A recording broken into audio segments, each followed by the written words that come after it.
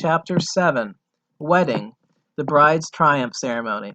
O bride, how happy you are, Lala Shibo. You have found a hard worker, Lala Shibo. Song of Village Girls of Ethiopia. According to some feminists, a wedding ushers a woman into that prison, that house of domestic slavery, the vale of misery which is marriage. As one of them has put it, marriage is the hardest way on earth of getting a living, which would presumably make it harder than plantation slavery. Another feminist, Sue Bruleys, has said of it, someone coming from another planet and looking at a marriage contract in a semi-slavery it entails for a woman would think it insane that she should enter it voluntarily. If the wedding ushered a woman into semi-slavery, into the hardest way of living on earth, woman would indeed be mad to enter it voluntarily. That women do enter it, not just voluntarily, but eagerly, suggests that either women are daft, or they are not the ones enslaved by marriage. Since women are the more down-to-earth and sensible of the two sexes, one must conclude that this talk of slavery is pure feminist propaganda. In fact, a look at the realities, including the actual behavior of men and women, would give the lie to the feminist claims. If indeed weddings ushered women into exploitation and hardship, why is it that a bride can be counted upon to appear for a wedding looking radiant and joyfully expectant? Why do bridal songs celebrate her happiness? If a bride is judged happy by a woman because she has found a hard worker, as is stated in the Ethiopian song quoted above, who then is going to be exploited in a subsequent marriage, the hard worker or his owner? Of course the bride is happy, because the wedding is her triumph ceremony marking the end of her manhunt, marking the beginning of her retirement on the earnings of her husband. She has spotted a suitable male and disorganized him with the effects of her body beautiful. She has sparked in him a craving for her womb. She has smitten him with love, put him through the obstacle course of courtship, broken his wild spirit, attached his emotions to herself, and taught him his commitment and duties. She has gotten him to propose and is about to bring him before the public to accept to be her nest slave. Why should she not be happy after such a successful campaign? Why should she not be radiant at the prospect of her fine reward, to live on his earnings for the rest of her days? If she is less than perfectly happy on her wedding morning, there are usually two main reasons. First, of course, is that she now has to leave her parents and friends and set out for that new abode where she shall make her nest. Parting from one's home cannot be entirely joyful for anyone, but its sorrows are nothing compared to the joy of at last having her own nest. The balance of any mixed feelings she might have are on the side of leaving her mother's nest for her own. As a song of bridesmaids from Rwanda says, "We did not do it to you, we did not want to see you go, we love you too much for that. It's your beauty that did it, because you are so gorgeous. Ah, we see your laugh behind your tears. Goodbye, your husband is here, and already you don't seem to need our consolations." The second reason for any unhappiness on her wedding morning is anxiety that a true picture of his future condition might have penetrated the bridegroom's befuddled mind. What if he should then fail to turn up at the celebration of his own defeat? And what if he showed up but balked at saying his "I do" before the assembled witnesses? Consider the following news report. Antonio Irolio giggled when the priest asked, "Do you take this woman for your wedded wife?" Then he said, "No." There was pandemonium in the little church at Santa Maria Goretti, Italy. The bride sobbed, and one bridesmaid fainted. Hastily, the bridegroom explained that he was only joking and asked the priest to continue the service. "You have committed sacrilege," the priest told him. "Only a bishop can put things right."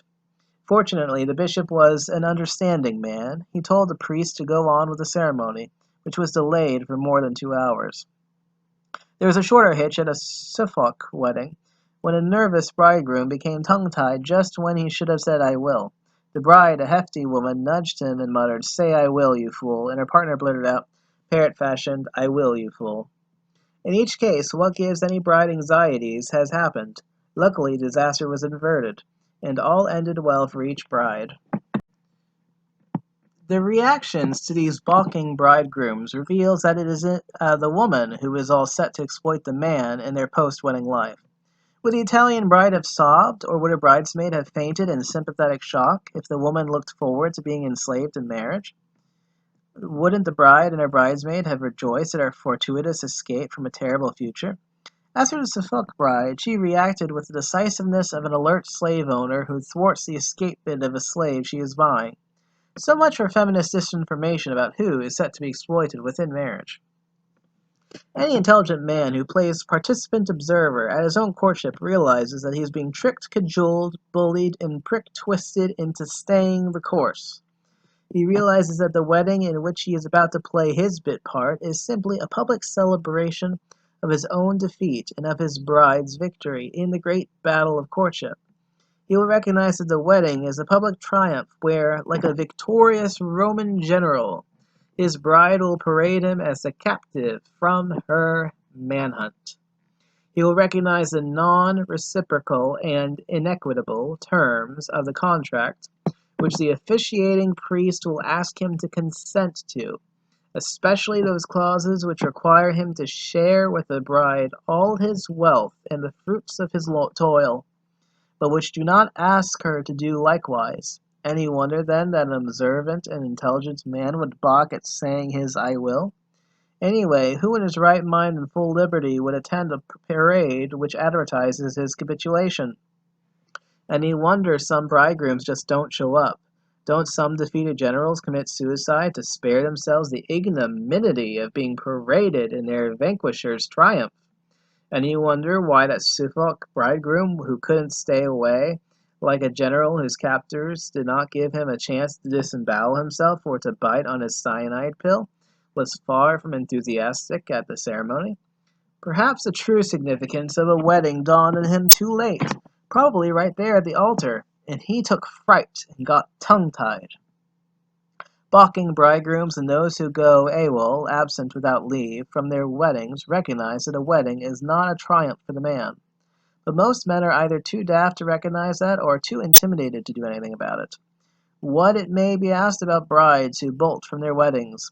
That does happen, but it is most rare. In societies where marriages are not arranged, it is rare because, as the employer, the bride calls the shots and settles only for the best available candidate.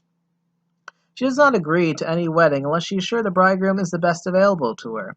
But when she does bolt from her own wedding, it is usually because she has spied a much better prey. Perhaps a previous lover with whom she had lost touch, who suddenly turns up and indicates that he is available. Where marriages are arranged, a bride bolts from her own wedding if a man she finds revolting is being forced upon her by her parents or guardians.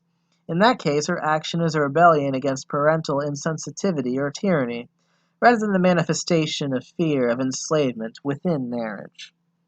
To avoid incidents of balking, tongue-tied, or no-show bridegrooms, some societies have built into the wedding process rituals like bride snatching. Bride snatching is designed to reassure the bridegroom that he is the victor in the courtship battle. It confirms his feelings that he has been the hunter and that the bride is his prey. According to psychological experts, the wedding ritual is essentially a woman's initiation rite in which a man is bound to feel like anything but a conquering hero. No wonder we find in tribal societies such counterphobic rituals as the abduction or rape of the bride. These enable the man to cling to the remnant of his heroic role at the very moment that he must submit to his bride and assume the responsibilities of marriage. Such counterphobic rituals are a tribute to the profound disquiet which the prospect of marriage, and of his sworn duties within it, provokes in the intelligent male. It also shows the lengths to which the male administrators of the female interest will go in devising con games that will trick a man into accepting his own enslavement. The sensible man, and any fair person, has to admit that the bridegroom is the one person with every reason to be unhappy at a wedding. Everyone else is usually genuinely happy.